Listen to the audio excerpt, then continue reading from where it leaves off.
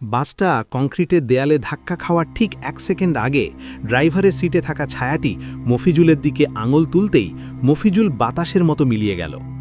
সিয়াম কিছু বুঝে ওঠার আগেই পুরো বাসটা দেয়াল ভেদ করে এক কুচকুচে অন্ধকার স্টেশনে এসে থামল।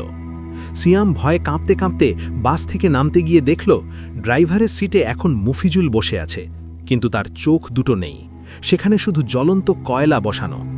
মফিজুল যান্ত্রিক গলায় বলল, সিয়াম, এই বাসের ভাড়া কখনো টাকা দিয়ে মেটানো যায় না, টাকার বদলে জীবন দিতে হয়। সিয়াম পেছনে তাকিয়ে দেখল বাসের প্রতিটি জানলায় মফিজুলের অসংখ্য প্রতিচ্ছবি মরণ যন্ত্রণায় চিৎকার করছে। কিন্তু আসলে মফিজুল মারা যায়নি। এই অভিশপ্ত বাসটি মফিজুলকে কয়েকশো ভাগে ভাগ করে বাসের প্রতিটি সিটে বন্দি করে ফেলেছে। হঠাৎ সেই চাদর মুড়ি দেওয়া যাত্রীটি সিয়ামের সামনে এসে তার চাদর সরাতেই দেখা গেল তার ভেতরে মফিজুলের আসল শরীরটা নিষ্প্রাণ হয়ে ঝুলে আছে। সিয়াম বুঝতে পারল বাসটা আসলে একটা জ্যান্ত ফাঁদ, যা বন্ধুকে দিয়েই বন্ধুকে শিকার করে।